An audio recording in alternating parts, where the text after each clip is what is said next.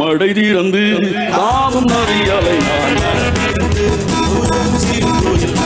தரமான சிறப்பான சம்பவங்கள் எல்லாம் நடக்க போகுது. நான் ஏதோ பொழுது போகாம பாடலை.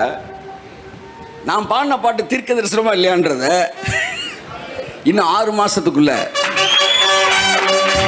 ஓவர் நைட் பணக்காரன் பார்த்துருக்கீங்களா? ஓவர் நைட் பணக்காரன் உருவாக்குறாங்க.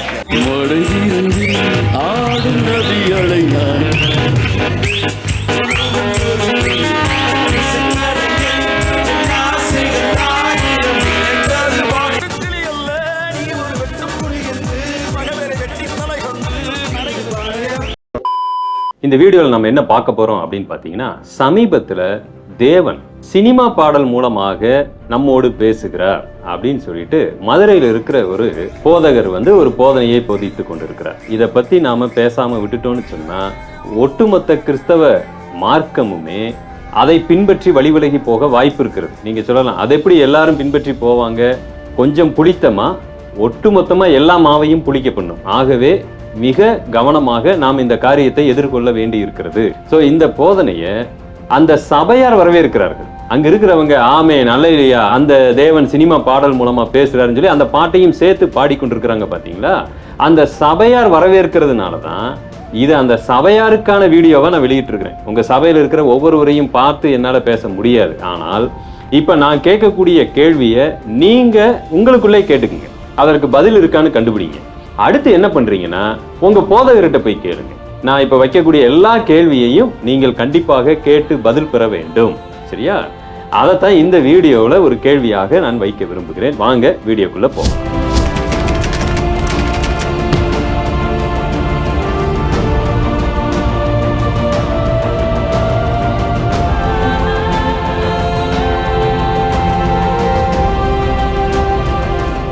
ஒரு காலத்துல என்ன சொன்னாங்கன்னா, தேவன் வசனத்தின் மூலமாக என்னோடு பேசினார் அப்படின்னு சொல்லி பேசினாங்க.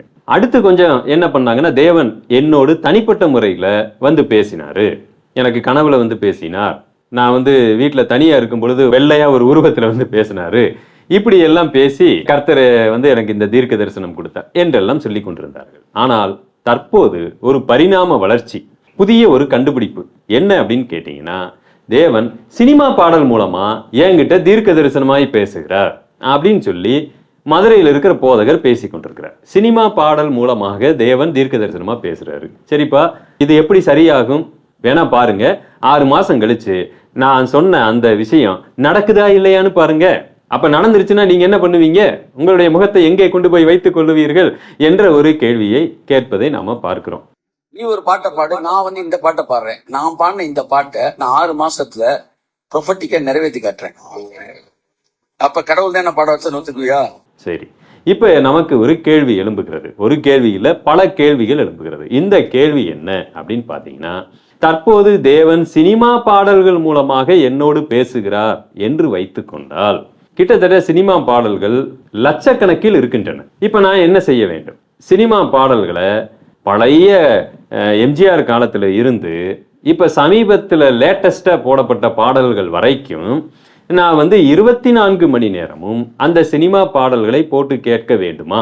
போதகரையா நீங்களே பதில் சொல்லுங்க. போதகர் என்று சொன்னாலே நிறைய பேர் என் மேலதான் கோபப்படுவார்கள். எப்படிங்க இவங்களாம் போதகர்னு சொல்றீங்க? சரி, இருந்தாலும் நாம மரியாதை கொடுத்து பேசுகிறோம். இவங்க ஒரு புரிதலுக்குள்ள வர்றாங்களான்னு பார்க்கலாம். எம்ஜிஆர் காலம்னு சொல்லுகிறதுக்கு முன்னாடி இருந்தே சினிமாவிலே பாடல்கள் இருக்கிறது.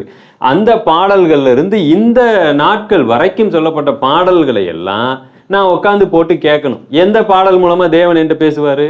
ஏன்னா இந்த போதகர் சொல்லுகிறார், திடீரென்று பல ஆண்டுகள் முன்னாடி வந்த ரஜினியினுடைய அந்த திரைப்படத்துல ஒரு பாடலை எடுத்து போட்டு இந்த பாடல் மூலமாக தேவன் என்னிடத்துல பேசுகிறார்.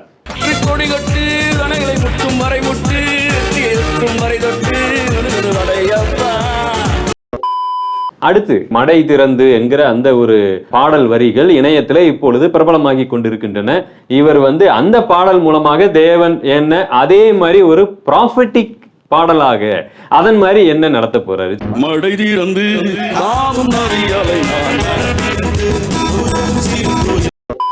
சரிப்பா, இப்ப நாங்க என்ன பண்ணணும்? ஆண்டவர் ப்ராஃபெட்டிக் பாடல் கொடுக்குறாரு சினிமாலனா, நான் 24 மணி நேரமும் இப்ப சினிமா பாடலை கேட்கணுமா? கேட்டாதானே எனக்கு வந்து அது ப்ராஃபட்டிக் பாடலா இல்ல சாதாரண பாடலான்னு எனக்கு தெரிய வரும். இது என்னுடைய முதலாவது கேள்வியா இருக்கு. இப்ப நான் சிறு வயதுல நான் ரட்சிக்கப்படுவதற்கு முன்பதாக நிறைய வந்து சினிமா பாடல்களை 24 மணி நேரமும் அப்படியே கேட்டு வளர்ந்தவர்கள். ஆனா எங்களுடைய பிள்ளைகள் அப்படின்னு கேட்டீங்கன்னா அப்படி கிடையாது. அவங்க வந்து வேற ஒரு வளர்ச்சிக்குள்ள இருக்கிறவங்க. நம்ம ரட்சிக்கப்படுவதற்கு முன்னாடி அப்படி வாழ்ந்தோம். இப்ப நம்ம பிள்ளைகள் நம்மளுடையதா இருக்கிறதுனால அவங்க அப்படி இருக்க வாய்ப்பு இல்லை. சினிமா தியேட்டர் பக்கமே நிறைய பேருடைய பிள்ளைகள் போயிருக்க முடியாது. இப்ப தேவன் சினிமா பாடல் மூலமாக நம்மோடு பேசுகிறார், ப்ராஃபெட்டிக் பாடலை பாடுறாருன்னா நான் இப்ப என்ன செய்யணும்? என் பிள்ளைக்கு வேத வசனத்துல 24 மணி நேரமும் நான் வந்து அதை கற்றுக் கொடுக்கிறத ஃபர்ஸ்ட் ஸ்டாப் பண்ணிட்டு சினிமா பாடல் இது நாள் வரைக்கும் வந்த பாடல்கள் ஒன்று விடாமல் போட்டு கேட்க வைக்கணும் அவளை. ஏன்னா எந்த பாடல்ல இருந்து எப்ப பேசுவார்னு தெரியாதே எனக்கு. உங்களுக்கு படையப்பா அப்படிங்கிற பாடல்ல இருந்து பேசுகிறார், அப்புறம் வேறு சில பாடல்ல இருந்து பேசுறாரு. அதன் மாதிரி நான் 6 மாசத்துக்கு அப்புறம் நான் வந்து ஆசீர்வதிக்கப்பட போறேன், ரைட்டு, ஓகேப்பா. இப்ப லட்சக்கணக்கில் சினிமாக்காரங்க பாட்டு போட்டு வச்சுட்டாங்களே, ஒரு 4 பாட்டு போட்டு வச்சிருந்தா பரவாயில்ல. 4 லட்சம் பாட்டெல்லாம் இப்ப போட்டு வச்சிருக்கிறாங்க. இப்ப நான் வாழ்நாள் முழுவதும் அதை முழுசா கேட்டு ஒவ்வொரு வரியையும் நோட் பண்ணி வச்சுட்டு இதுல தேவன் எந்த பாட்டுல இருந்து என் கூட பேசுறாரு அப்படின்னு என் பிள்ளைகளுக்கு நான் என்ன செய்யணும்? நீங்களே பதில் சொல்லுங்க. இனிமேல் என் பிள்ளைகளுக்கு ஃபுல்லா சினிமா பாட்டை காதுல 24 ஹவர்ஸ் ஹெட்போனை மாட்டி விட்டு என்னப்பா பாட்டு பாடின அந்த வரியெல்லாம் எழுது, இதுல தேவன் ஏதாவது உங்க கூட பேசி இருக்கிறாரா அப்படின்னு நான் ஃபாலோ பண்ணணும்னு நீங்க நினைக்கிறீங்களா? கொஞ்சம் நீங்களே பதில் சொல்லுங்க ப்ளீஸ். 3வது கேள்வி, இப்ப சினிமா பாடல்ல எந்த மாதிரி பாடல்கள் மூலமா பேசுவாருன்னு நமக்கு தெரியாது. சினிமா பாடல்ல கடவுளை மட்டுப்படுத்தும் பாடல்கள் இருக்கின்றன, சில அந்நிய தெய்வத்தை ஊக்குவிக்கக்கூடிய பாடல்கள் இருக்கின்றன, ஆபாசம் நிறைந்த பாடல்கள் இருக்கின்றன, இரட்டை அர்த்தம் உள்ள பாடல்கள் இருக்கின்றன. இப்ப எந்த பாடல் மூலமா தேவன் பேசுவாருன்னு எப்படி கண்டுபிடிக்கிறது? தெரியாதல்லவா?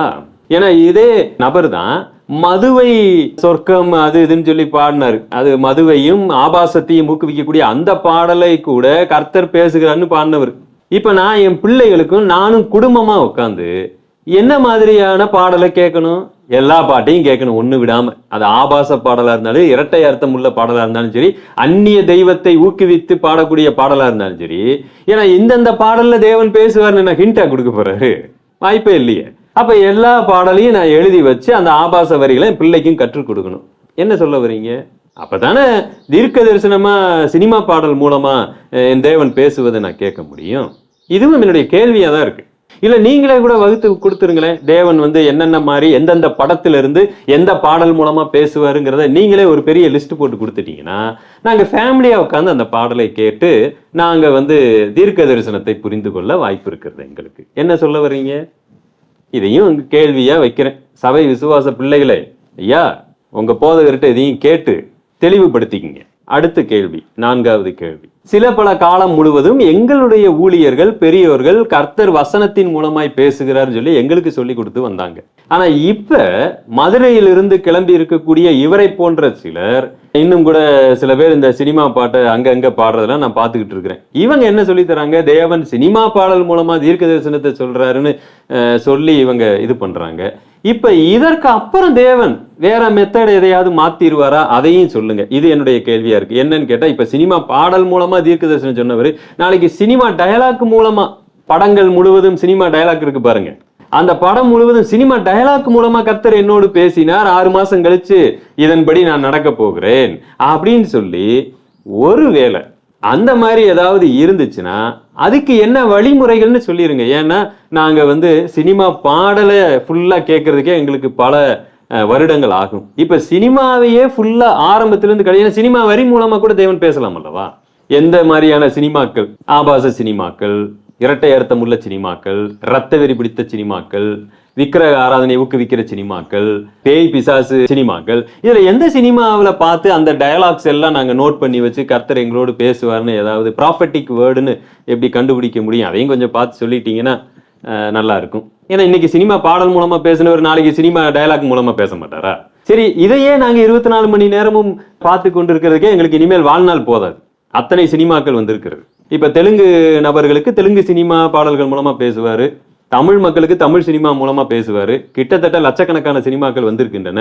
எங்க வாழ்நாள் இதுல முடிஞ்சிடும். இனிமேல் நாங்க வேத வசனத்தை வாசிக்க முடியாது. ஏன்னா வேத வசனத்தை ஓரளவுக்கு வந்து நாங்க ஒரு 2-3 முறையாவது சபையில் இருக்கிறவங்க வாசித்திருப்பாங்க. ஆனா ஒட்டுமொத்த சினிமாவையும் சினிமா பாடல்களையும் இன்னும் கேட்டு முடிக்கவில்லை. இப்போ இனிமேல் ஃபுல்லாக வந்து நம்ம 24 ஹவர்ஸ் சினிமா பாடல்களும் சினிமா படங்கள் மூலமாகவே நம்ம போய் விடலாமா? இதுவும் என்னுடைய கேள்வியாக இருக்கிறது.